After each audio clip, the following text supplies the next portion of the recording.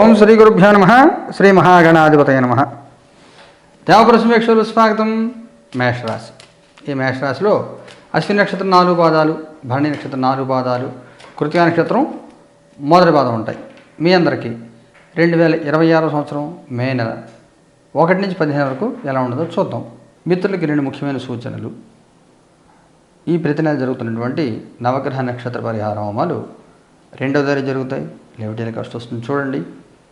అలాగే మరొక సూచన ఏమిటంటే, వ్యక్తిగత జాతక పరిశీలన కోసం ఫోన్లో మాట్లాడాలనుకున్న వాళ్ళు ప్రతిరోజు మధ్యాహ్నం 3 తర్వాత ఫోన్ చేయవచ్చు. వ్యక్తిగతంగా కలవాలి అనుకుంటే శనివారం కానీ ఆదివారం కానీ కలుస్తాను. ఆ 2 రోజులు అందరినీ కలుస్తాను. శుక్రవారం ఫోన్ చేసి మధ్యాహ్నం 3 తర్వాత అపాయింట్మెంట్ తీసుకోండి. శని ఆదివారం 2 రోజులు కూడా వ్యక్తిగతంగా కలవచ్చు. సోమవారం శుక్రవారం దాకా కేవలం ఫోన్లోనే మాట్లాడతాను, గమనించండి. ఈ 15 రోజులు ఎలా ఉండదో చూద్దాం. పేజ్ ఆఫ్ పెంటికల్స్ కార్డు తీసుకుందాం. కింగ్ ఆఫ్ వ్యాండ్స్ కార్డు తీసుకుందాం. 10 ఆఫ్ సోర్డ్స్ బాగుంటుంది. జీవితంలో కొత్త ఆరంభాలు ఉంటాయి. ఉత్సాహంతో పనిచేస్తారు. జీవితంలో మనం విమర్శించే వాళ్ళు ఉంటారు, వాళ్ళని మనం పట్టించుకోకూడదు అనేటువంటి వాస్తవం మీకు తెలుస్తూ ఉంటుంది. జీవితంలో అనేక రకాల సమస్యలు ఉంటాయి. ప్రతి సమస్యకి ఒక కొత్త సొల్యూషన్ దొరుకుతూ ఉంటుంది. మీదైన శైలిలో మీరు సమస్యలు పరిష్కారం చేసుకుంటారు. గుర్తింపు గౌరవం వస్తుంది. ఉత్సాహంతో ముందుకు వెళ్తారు.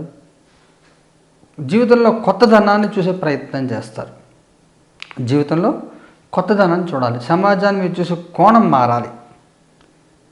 జీవితాన్ని విభిన్నమైన దృష్టిలో చూస్తూ ఉండాలి. అప్పుడు బాగుంటుంది. ఎందుకంటే ఎదురుబడి మనసు మనం మార్చడం అనేవాళ్ళు అంటూ ఉంటారు. పట్టించుకోవద్దు. ఎవరిని పట్టించుకోవద్దు. మీ పని మీరు చేసుకోండి అంతే. మీ పాస్ట్, ప్రజెంట్, ఫ్యూచర్. మీ past 10 of pentacles, present king of swords, future 9 of wands. మీరు తీసుకోవాల్సిన జాగ్రత్త ఏమిటంటే, మీ పాస్ట్లో ఎలాగుందో ప్రజెంట్ అలా కంటిన్యూ చేయండి. కొత్త మార్పులు ఎక్కువ కోరుకోవద్దు. కొత్తగా ఆలోచించాలి, కానీ వచ్చిన అవకాశాన్ని తీసుకోవాలి. వచ్చిన అవకాశం వదులుకోకుండా ఉండండి. వచ్చిన అవకాశాలు తీసుకోండి. అలాగే మీరు ఎక్కువగా మీకున్నదాన్ని చూపించద్దు. ఈ నెల మన డబ్బులు ఎక్కువ వచ్చాయి, 4 సినిమాలకి వెళ్ళిపోయి ఊరు వెళ్ళిపోయి ఫ్లైట్లో వేరే ఊరు వెళ్ళి ఇలా కాకుండా నార్మల్ ఇంత ముందర ఎలా ఉన్నారో ఇప్పుడు అలాగే ఉండండి. ఒక కొత్త వాచ్ కొనేసి కొత్త బైక్ కొని మార్చేది సిస్టమ్స్. నెక్స్ట్ మంత్ డబ్బులు రాకపోతే ఆ ప్రాఫిట్ రాకపోతే బిజినెస్లో కదా. అందువల్ల సామాన్యంగా ఉండే ప్రయత్నం చేయండి. ఫ్యూచర్ కార్డులో కొంత డల్నెస్, తెలియని నిరుత్సాహత ఉంటుంది. ఎందుకంటే మనం చేసిన పక్క వాళ్ళు పని చేయాలి కదా. సమాజానికి తగిన స్పందన రాక కొంత నిరీక్షణ ఎక్కువగా ఉంటుంది. సహనంతో ఉండాలి. కుటుంబపరంగా సామాజికంగా ఎలా ఉంటుంది? కుటుంబపరంగా 10 ఆఫ్ వ్యాండ్స్, సామాజికంగా 2 ఆఫ్ కప్స్. మీకు కుటుంబపరంగా సామాజిక 2 కూడా ఇచ్చిపుచ్చుకునే ధోరణిలో ఉండాలి. పని భారం ఎక్కువ ఉంటుంది. మీ పని, మీ పక్క వాళ్ళ పని మీరే చేయాలి. చివరి నిమిషంలో సక్సెస్ వస్తుంది. కొంత బద్ధకం పాలు కూడా ఎక్కువ ఉంటుంది. బద్ధకించకుండా ఎప్పుడు చేసిపోయినా అప్పుడు చేసేయండి. మీరు ఉద్యోగం చేస్తున్నారు, మీ బాస్ లేటుగా వర్క్ ఇస్తున్నారు, వాళ్ళు ఎలాగో లేటుగా వర్క్ ఇస్తారని మీరు పెండింగ్ పని అంతా ఒకేసారి చేసుకుందామని కూర్చుంటే కాదు కదా. పెండింగ్ పని పూర్తి చేసుకుంటే ఇస్తే పని పూర్తి చేసి వెళ్ళిపోవచ్చు. లోడ్ ఎక్కువ ఉంటుంది. ఇంట్లో కుటుంబపరమైన సమస్యలు ఏవైతే ఉంటాయో, కుటుంబపరమైన విషయాలు ఏవైతే ఉంటాయో వాటిలో చివరి నిమిషం దాకా మీరు వెయిట్ చేస్తూ ఉంటారు. అలా కాకుండా తెగుచుకునే ప్రయత్నం చేయండి. సామాజికంగా కూడా గివ్ అండ్ టేక్ పాలసీలో ఉండాలి. కానీ కొంతమంది మనస్తత్వాలు ఉంటాయి. మా ఇంటికి వస్తే ఏం తెస్తాం, మీ ఇంటికి వస్తే ఏం పెడతామంటారు. ఇలాంటి వాడు దూరంగా ఉండండి. సహాయం తీసుకోవచ్చు, సహాయం చేయవచ్చు. సహాయం తీసుకునేవాడు ఇప్పుడు సపోజ్ మీరు ఏదైతే డబ్బులు అప్పు అడిగారు, మీరు 15 రోజుల్లో రిటర్న్ చేయాలి అని కండిషన్ పెట్టి ఇస్తారు. సపోజ్ మీరు అప్పు ఇచ్చారు ఎవరికైనా, 6 నెలలుగా నేను రిటర్న్ ఇవ్వను నీకు అని కండిషన్ పెట్టి అప్పు తీసుకుంటారు.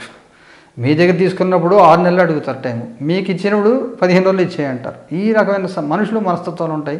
కానీ ఏం చేయలేము, అందరిని మార్చలేము అనే విషయం మీకు అర్థమవుతూ ఉంటుంది. ఉద్యోగం చేసే వాళ్ళకి అలా ఉంటుంది. స్టార్. మీ పని మీరు చేసుకోండి. అనవసర విషయాలు తలదోచద్దు. ఇప్పుడు ఏఐ వచ్చింది, లే ఆఫర్లు వస్తాయి, నా ఉద్యోగం ఉండదో ఏమైపోతుందో అని చెప్పి ప్రతిరోజు న్యూస్ చూసుకుని ఎక్కడ అప్లై చేసుకుని లింక్డ్ఇన్లో వాటిలో అప్డేట్ చేసుకుని కాదు. ఫస్ట్ ఉద్యోగం పోకుండా కాపాడుకోండి. మీ పని చేస్తుంటే మీ జోలికి ఎవరు రారు. కాలక్రమం వచ్చే మార్పులు ఏవైతే ఉంటే దానికి ఎవరు ఏం చేయలేము. దానికి వస్తూ ఉంటాయి. పక్క వాళ్ళు పని చేయొద్దు, మీ పని చేసుకోండి. ముఖ్యంగా మీరు ఏదైనా వర్క్ ఫ్రమ్ హోమ్ ఉంటే మీ ఎవరు కర్సర్ మౌస్ కొత్తగా ఉండమని చెప్పి మీరు బయటికి వెళ్ళి ఇలాంటి పనులు చేయవద్దు. మీ లాగిన్ ఐడీలు వేరే వాళ్ళకి ఇవ్వద్దు. జాగ్రత్తగా ఉండండి. అనవసరం రిస్క్ అయి పెట్టుకుంటే ఉద్యోగం పోగొట్టుకునే అవకాశం ఉంటుంది. సడన్గా ఉద్యోగం లేని వాళ్ళ పరిస్థితి ఏమిటి? క్వీన్ ఆఫ్ పెంటికల్స్ బాగుంటుంది. ప్రయత్నం చేస్తే ఉద్యోగం దొరికే అవకాశం కనబడుతోంది. గట్టిగా ప్రయత్నం చేస్తే ఉద్యోగం దొరికే అవకాశం, ఉద్యోగ లాభం అని చెప్పొచ్చు. ఎవరు ముఖ్యంగా ఆడపిల్లలు మెటర్నిటీ లీవ్లో ఉండి వాళ్ళు రీజాయినింగ్ కోసం జాబ్ వెతుక్కుంటుంటే వాళ్ళకి బాగుంటుంది. కొంచెం మంచి పొజిషన్ జాబ్ దొరుకుతాయి. వ్యాపారం చేసే వాళ్ళకి అలా ఉంటుంది. 4 ఆఫ్ కప్స్ కొంచెం జాగ్రత్తగా ఉండకపోతే ఇబ్బంది పడతారు. మార్కెట్ ఎప్పుడు ఎలా మారుతుందో మనకు అర్థం కాని పరిస్థితుల్లో ఉంది. వచ్చిన ఆఫర్ ఏది కూడా వదులుకోకూడదు. అలాగని ఎక్కువ అగ్రెసివ్గా వెళ్ళిపోయి ఎక్కువ పెట్టుబడి పెట్టేసి నష్టపోకూడదు. 2 రకాలుగాను చూసుకోవాలి.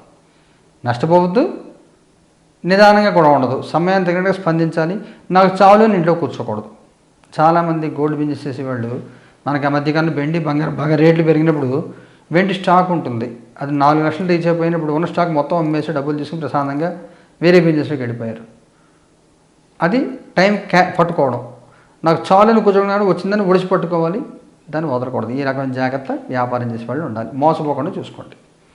ఆర్థికంగా ఎలా ఉంటుంది? మెజిషియన్ బాగుంటుంది. అకస్మాత్ ధనలాభాలను కలిగే అవకాశం ఉంటుంది. ఆర్థికంగా వృద్ధి కనబడుతుంది. ఆరోగ్యపరంగా ఎలా ఉంటుంది? హెల్మెట్ బాగుంటుంది. ఆరోగ్యపరంగా కూడా బాగుంటుంది. శారీరక మానసిక ఆరోగ్యాలు 2 కలుగుతాయి. చాలామందికి మానసిక ఒత్తిడితో ఇబ్బంది పడుతూ ఉంటారు. మానసిక ఒత్తిడి తగ్గుతుంది. తగ్గించుకునే మార్గం దొరుకుతుంది. ప్రయత్నం చేస్తారు మీరు కూడా. ఏదైతే మనం మిస్ అవుతున్నామో మిస్ అయిన పాయింట్ని పట్టుకొని దాన్ని ముందు తీసుకెళ్ళి ప్రయత్నం చేస్తారు. వదలకుండా పట్టుకొని ఆరోగ్యపరమైన చిక్కులు తగ్గించే ప్రయత్నం చేస్తారు. మంచి గురువు దొరుకుతాడు. బాగుంటుంది. ఇది ముఖ్యమైన సంఘటన జరుగుతుందా?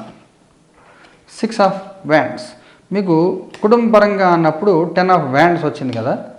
మీకు మీ భారం మీరు మోయడం కరెక్టే, కానీ పక్క వాళ్ళ భారం మీరు తీసుకోవడం అనేది అంత కరెక్ట్ కాదు. కేకేసి పక్క వాళ్ళ లోడ్ మీరు తీసుకుంటే చెప్పగలిగింది ఏం లేదు. ఇప్పుడు సపోజ్ 2 అన్నదమ్ములు ఉన్నారు. అన్నగారు కూతురి ప్రెగ్నెంట్, పురుడుకు వచ్చింది. తమ్ముడు వెళ్ళి మా ఇంట్లో పురుడు పోస్తాం, అన్నయ్య మీ అమ్మాయిని మా ఇంటికి పంపించని ఈ లోడ్ తమ్ముడు తీసుకుంటే అవసరం ఉంది. వాళ్ళ పేరెంట్స్ ఉన్నారు కదా, మీ అన్నయ్య గారు చూసుకుంటారు, మీకెందుకు బాధ? ఇలాగేమిటంటే అనవసరం లోడ్ పెట్టుకుని ఇబ్బంది పడే అవకాశం ఉంటుంది. అందువల్ల అనవసరంగా ఏ లోడు పెట్టుకోవద్దు. ఫైనాన్షియల్ మ్యాటర్స్లో కానీ దేంట్లో కూడా నేను గార్డెన్గా ఉంటానని ఎవరికి మీరు ఇన్సూరెన్స్ ఇవ్వద్దు. మీ వెహికల్ ఎవరికి లిఫ్ట్ ఇవ్వద్దు. పూల్ ట్రావెల్ వాటిలో ఎవరిని తీసుకెళ్ళొద్దు. ట్రావెలింగ్ దాంట్లో లాంగ్ వీకెండ్ వస్తే మనం బయటికి వెళ్దామని చెప్పి అనుకుని మీరు వెళ్తుంటే ఒక 2 ఫ్రెండ్స్ని తీసుకెళ్ళి ఇలాంటి పనులు చేయవద్దు. మీ పని మీరు చేసుకోండి అంతే. ఫస్ట్ వారం అంతా కూడా. మగవారి ప్రత్యేకమైన సూచన ఏమైనా ఉందా? 5 ఆఫ్ వ్యాండ్స్ చెప్తాను. ఆడవారి ప్రత్యేకమైన సూచన ఏమైనా ఉందా? 5 ఆఫ్ సోర్డ్స్ వైవాహిక జీవితం ఎలా ఉంటుంది? ఏస్ ఆఫ్ వ్యాండ్స్ సంతానపరంగా ఎలా ఉంటుంది? క్వీన్ ఆఫ్ సోర్డ్స్ విద్యార్థుల పిల్లలకి ఎలా ఉంటుంది? 7 ఆఫ్ సోర్డ్స్ మగవారికి కొంచెం చికాకుగా ఉంటుంది. ఏ పని చేయాలి, ఎలా చేయాలి, ప్రయారిటీస్ ఏంటి, ఏ రకంగా ముందుకెళ్ళి తెలియని ఒక అయోమయ స్థితిలో మీరు ఉంటూ ఉంటారు. కొంచెం సహనం అవసరం.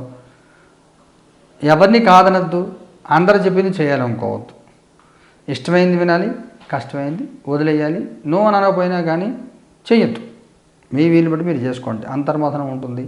అందరు అడుగుతూ ఉంటారు మీ మీద. ఎవరి సమాధానం ఎవరి సలహా చెప్పాలో అర్థం కాదు. ప్రతి వాళ్ళు మీరు చెప్పే సలహా పాటించలేదంటే ఎంతమంది సలహాలు పాటిస్తారు మీరు? ఈ రకమైన ఇబ్బంది ఉంటుంది. ఆడవారికి బాగుంటుంది. సక్సెస్ఫుల్గా ఉంటుంది. ఎదురు వాళ్ళు నోరు మూయిస్తారు.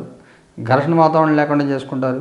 మొదటి 2-3 రోజుల తర్వాత బాగుంటుంది. అనుకూల వాతావరణం ఏర్పడుతుంది. వైవాహిక జీవితం కూడా బాగుంటుంది. ఎటువంటి సమస్యలు ప్రత్యేకంగా ఏమి ఉండవు. హ్యాపీగా ఉంటారు. చికాకులు ఎంత తగ్గితే బాగుంటుంది. సంతానపరంగా కొంత చిక్కులు ఎదుర్కొనే అవకాశం ఉంటుంది. సంతానానికి సంబంధించి మీరు ఎవరికి ఎటువంటి వాగ్దానాలు చేయొద్దు. పెళ్లి విషయంలో కానీ ఇంకే విషయంలో ఏదైనా కానీ ఎటువంటి వాగ్దానాలు ఏమి చేయొద్దు. జాగ్రత్తగా ఉండండి, లేకపోతే ఇబ్బందులు పడే అవకాశం ఉంటుంది.